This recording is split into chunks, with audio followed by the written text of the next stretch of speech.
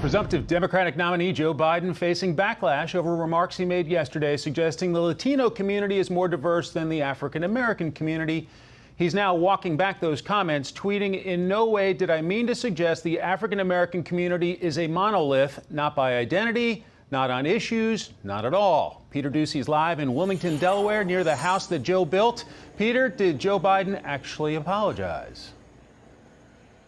No, Mike, he never actually said the word sorry. He just said that he had some comments that he wanted to clarify. Here are those comments. What you all know, but most people don't know, unlike the African American community, with notable exceptions, the Latino community is an incredibly diverse community with incredibly different attitudes about different things.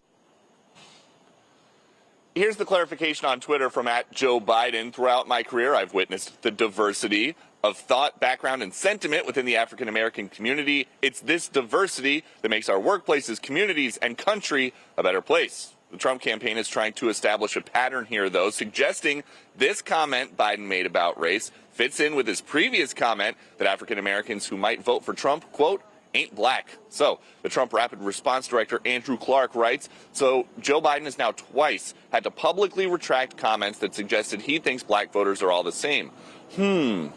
It's not clear how this might undermine the big ad buy that the Biden campaign made yesterday with a new commercial that is focusing on African American voters, the largest investment by a presidential campaign ever in African American media. Mike. Peter, during this COVID-19 pandemic, how is President Trump trying to host in-person events with his supporters? They're trying to get creative, Mike. Yesterday, they popped up a lectern on the tarmac in Ohio where the president was for an official visit. They invited some supporters to the tarmac, and then they just started talking about Joe Biden. He's going to do things that nobody ever would ever think even possible because he's following the radical left agenda. Take away your guns, destroy your Second Amendment, no religion, no anything. Hurt the Bible, hurt God. He's against God.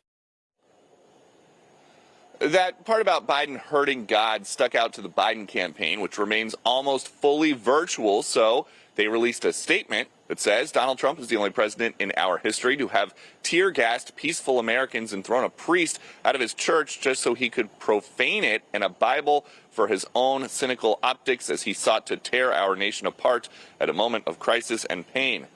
Biden today remains home in Delaware, and an announcement about his running mate could come at any time. Mike? Speaking of that, Peter, are we to believe that there may be some Zoom calls trying to figure out exactly who his running mate, who the winner of the Veep stakes might be?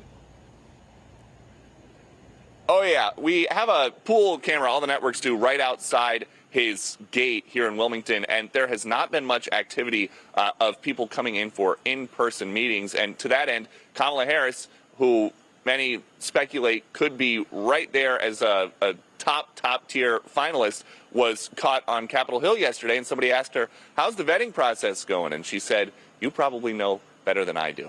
Mike? Peter Ducey live in Wilmington, Delaware. We await the results from the Veep stakes. Peter, thanks a lot.